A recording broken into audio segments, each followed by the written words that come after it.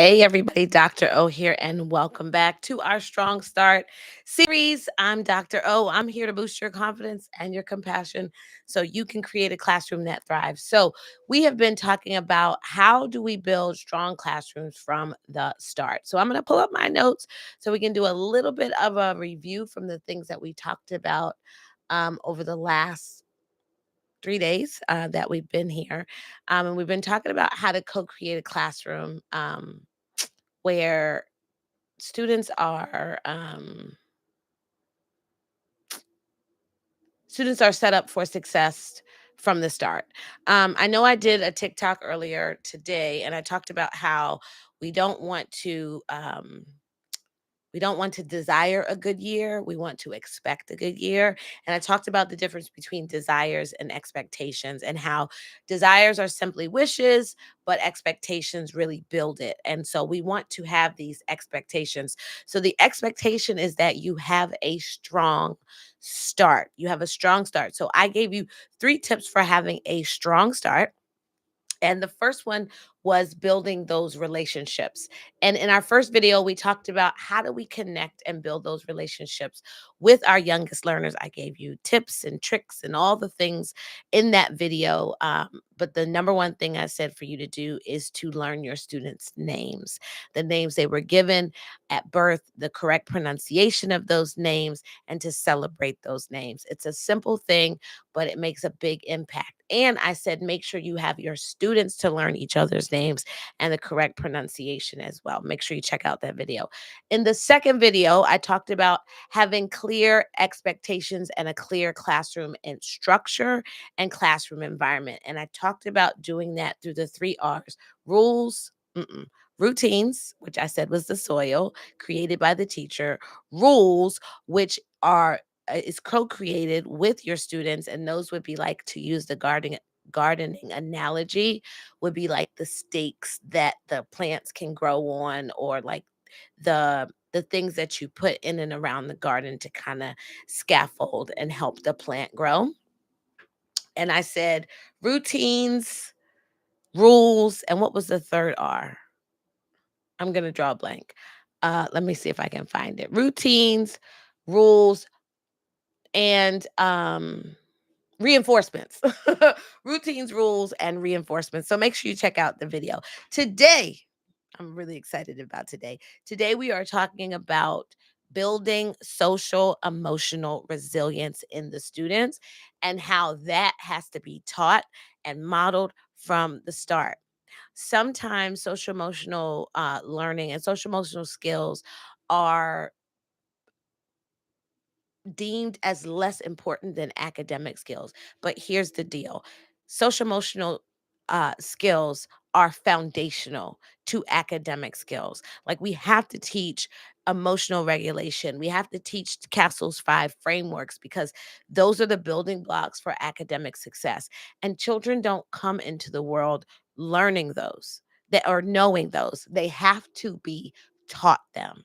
And so when we talk about what can I do to create a strong start for my students, for my classrooms, we got to talk about building that social emotional resilience. And the way I do it is through my little 4-door book system. So I'm very excited about my 4-door book. So I get to whip it back out again for you all. And it's real simple. Okay, it's real simple. We teach our students to manage their feelings and control their actions. You teach students to manage their feelings, and you teach students to control their emotions. So you have to talk about, number one, let's start with manage. What does it mean to manage? Okay, manage. To manage something means I cannot control it, I can only manage it. That's why they call it time management, right? Because time is coming. There's nothing you can do to control time. Time is coming. So that's why we say we manage our feelings, because our feelings are going to come. Okay. Our feelings are going to come. So, how do we teach students to manage their feelings? Well, the first thing in my 4-door book, we teach them to, number one, accept them, accept those feelings, accept it. Don't try to ignore it. Don't try to brush it away. Accept it. I feel angry right now. I feel sad right now. I feel happy right now. There's no such thing as a good feeling or bad feeling. Feelings just are. And this is what we need to teach our students, to accept their feelings and then to question them. Why do I feel angry? Why do I feel upset? Why do I feel sad? Why do I feel happy? Why am I afraid right now? In order to manage our feelings, number one, we have to accept the way we're feeling because you cannot abolish or handle what you will not acknowledge, right? You cannot abolish what you will not acknowledge. So if you would like to change the way you feel, you can't change it if you're ignoring your feelings, right? So number one, accept them and then question it. Why am I feeling this way? Right? Why? And it's okay to feel the way you feel. And we just have to question it. Why are we feeling this way? And then we have to teach our students different words to for their feelings. Okay. We have to give them more than happy and sad. We have to give them more than, um, you know, I feel good, I feel bad. No. How are you feeling? Anxious, mad, angry, hesitant, and really take some time in your classroom to go over feelings. And there's no such thing as a good feeling or a bad feeling. There's a certain way you feel when your needs are met, and there's a certain way you feel when your needs are not met. And you can feel happy when your needs are met. You can feel happy when your needs are not met. It just really depends on the situation. And so, what we have to teach students is that their feelings are okay and they have to accept them and then question them. If you don't like the way you are feeling right now, the first thing you have to do is accept that you're feeling this way. And then let's question that. And so, are we really feeling mad? Or are we feeling frustrated? I love to tell the story of my youngest Ezra when he was about 3 or 4 years old. We were doing marble runs. Some of you have heard this story before. And, that you have to put the marble on the plate and you have to maneuver the plate so that the marble goes through the maze and makes it to the end into the cup. Well, he was unable to do it. The marble kept falling off the plate. He was super, trying really, really hard to do it. And he did what any 3-year old would do when it's not working for them. What any 3-year old would do. What did he do? He threw the plate across the room. And I come in and I say, "Oh my goodness, Ezra, oh, you must be so mad that you are not able to do this marble run." And looked at me with his 3-year-old self and he says, "I'm not mad, mommy. I frustrated." He was right. He wasn't mad. He was frustrated because he wasn't able to manipulate the plate in the way that he would like to. So we were able to, my husband and I, give him words and vocabulary to express his feelings. So the first 30 days, really focus on feelings, focus on giving them words and teaching them what are the different feelings are, um, verbiage to express those feelings, and then tell them, listen, we are managing feelings. We're not controlling our feelings because we cannot control our feelings. We're just managing them. How do you manage? Number one, you have to accept it and then you have to question it. Why is it that I feel this way? Let's get to the bottom of why I am feeling the way I am feeling. We're not just going to accept it without question.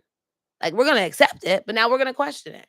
Because maybe I'm feeling angry and upset with someone and it's really my perception of the situation, and it's not really what they did to me. It's how I perceive what they did to me. Maybe they didn't mean to do it that way. Maybe I'm misreading the situation. But if we don't question it and we just accept it, I'm just angry and that's it. Not that, and I'm gonna be mad. Period. Like, no, we have to teach our students, like, yes, it's okay to be angry, mad, upset, frustrated, all the things. And let's accept that because, like any GPS, get I can't give you directions until I know where you are, right? So we're going to accept it, but then we're going to question it. Why am I feeling this way? Let's interrogate our feelings so we can get to the bottom of it. So that's the first thing we want to. I love this book, y'all. And I actually have my students make this book and they keep it with them. We want to manage our feelings. But on this side, we want to teach students that they can control their actions. controlling their actions. So it's okay to be angry. It's okay to be upset. It's okay to feel the way we feel. But what it's not okay to do is haul off and slap someone in the face because you're mad. It's not okay to snatch someone's belongings. It's not okay to push. It's not okay to throw things across the room, right? Because you can control that. And so to control, and I have it in here, we are able. That's where we are able to. Um, that's where we have a responsibility, and we can't say someone else made me do something because you have control. Even you can't say I was out of control. No, you were in control. You were in control. You made the choice to kick this person. Were you provoked? Probably. But even if you are provoked, even if someone is instigating, we have to teach children very early that they have control. Like in my house, the devil made me do it was never a thing. Like I would tell my kids, the devil didn't make you do nothing. He may have whispered to you and told you to do it, but you accepted what he said and then you did it. So how do we control our actions? And the reason why I have a hand right here for my actions is because this is your hand. Okay. This is your hand. These are your feet. That's your mouth, right? You said a bad word, you said it out of your mouth. It's what you did. And there there is a such thing as positive and negative actions. So where there's no such thing, and I actually have it in my little thing I'm going to show y'all. In my little book here on this side, can y'all see that? Okay. It says positive and negative, right? There are such things as positive and negative actions, right? Where there's no such thing as a positive or negative feeling, but is a such thing as positive and negative actions. There are consequences to what you choose to act on. We have to teach children that in tandem with, yes, it's okay for you to feel angry. You cannot control that. You manage that, but you can control what you choose to do with that anger. That's why we interrogate the anger in hopes to get to a space where we no longer feel provoked to do an action that would cause a negative consequence. Right? So there is a such thing as a positive and a negative action because there are positive and negative consequences that go with every action. So we have to teach our children how to control their actions. So how do we do that? We do that through three things, and I have it on my little notes. We do it through routines, which we talked about yesterday. We do it through strategies, and we think about our choices. If I do this, then this will happen. She made me angry. If I kick her, this will happen. Do I like the consequence that will happen as a result of my actions? The answer is no. Then I'm like, okay, let me reassess and take a different route. When you have routines and you have strategies, and you think if then it becomes easier to control our actions, even if we are at the height and the pinnacle of our feelings. We can be feeling big feelings, have really strong emotions, but still have the capacity to control our actions. This is something that is taught. And how I teach my kids is I created this song because I'm early childhood. So, we got to sing. And I put the song in the middle of the four-door book to teach my kids this song. And it says, a morning and a night routine, check in moments in between, will help me manage and control the feelings that come from my soul. A morning and a night routine, how you start the day, how you end the day. It's a little thing that makes a big difference. Set your day. What does your morning routine look like? I have a morning routine chart up on my wall that my kids still do. And I have a high schooler now. Okay. And he still does it. It sets the day. We have a night routine. What is your night routine? What do routines do? Routines establish safety. They establish consistency. They also establish a sense of autonomy and independence. right? Those routines help to build the emotional regulation of our students. So we need to have these routines. So I say a morning and a night routine and checking moments in between. Check, how are you feeling? Locate yourself. Where am I right now? How am I feeling right now? Let's not wait till a big emotion, a big feeling washes over us to then check in. Like, let's check in on a regular basis. Let's teach children how to check in. How did that activity make me feel?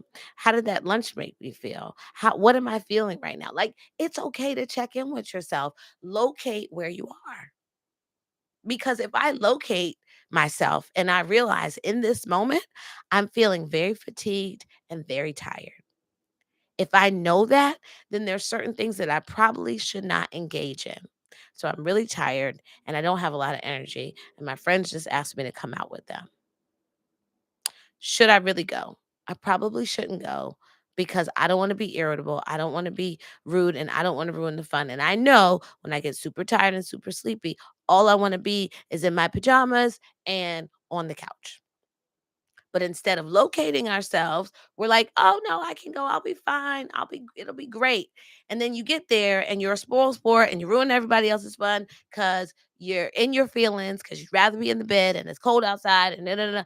But if you would have just honored and where you were, located yourself, honored where you were, and told them, no, it's not a good time, right? I don't want to set myself up for a situation where I am potentially going to commit an action that has a negative consequence, right? So it's easier to control your actions when not in a heightened emotional state. Now, this is not to excuse your actions when you are in a heightened emotional state. But what we want to teach children is that if they have routines, and they check in with how they're feeling throughout the day, emotional regulation and controlling their actions becomes so much easier. And I'll be honest, this is not something that many adults do well. And that could be why many children don't do it well.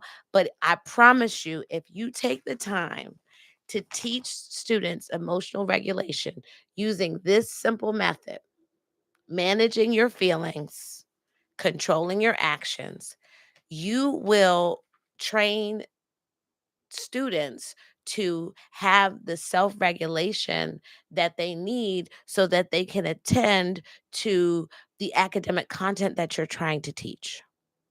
And I said it in the last video and in the first video. If you incorporate these strategies into your classroom from the start, classroom discipline issues become minimal, or you don't view them the same. They don't put you over the top in the same way because you are now prepared, right?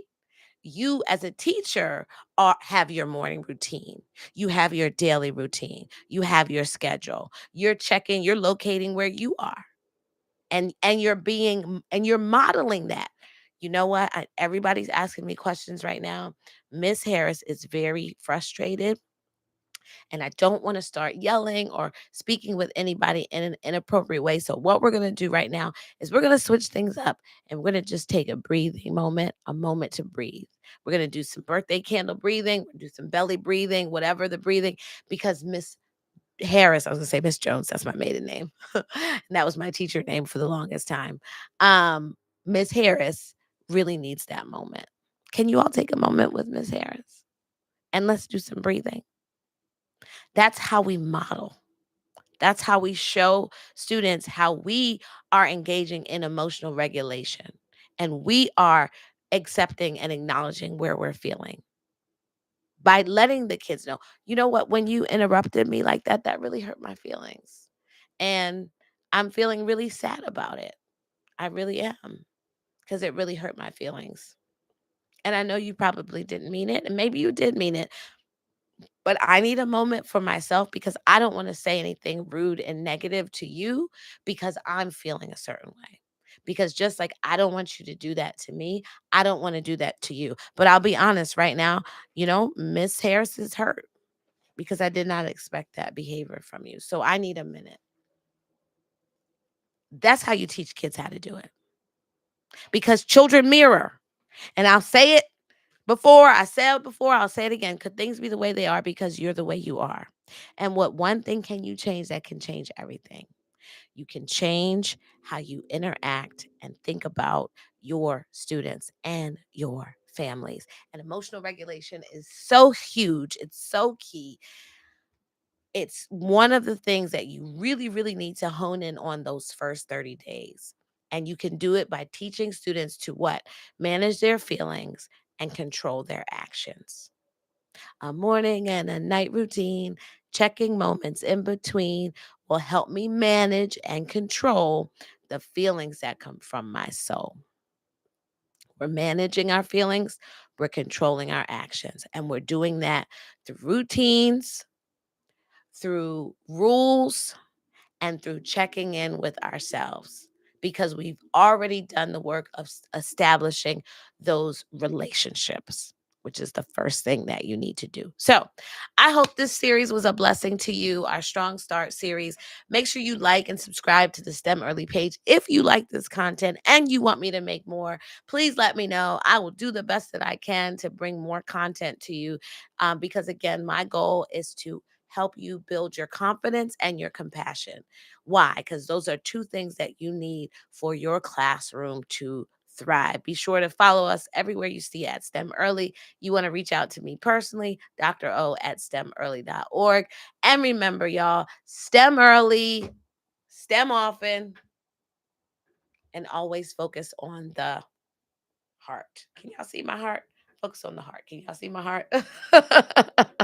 All right, it's been a blessing. I hope this will help you in your classroom. Remember, strong in the ground, you stick around. The deeper you dig those roots, the deeper you lay that foundation, the higher the skyscraper you can build. So let's make sure we're doing that for our students. All right, y'all. Bye.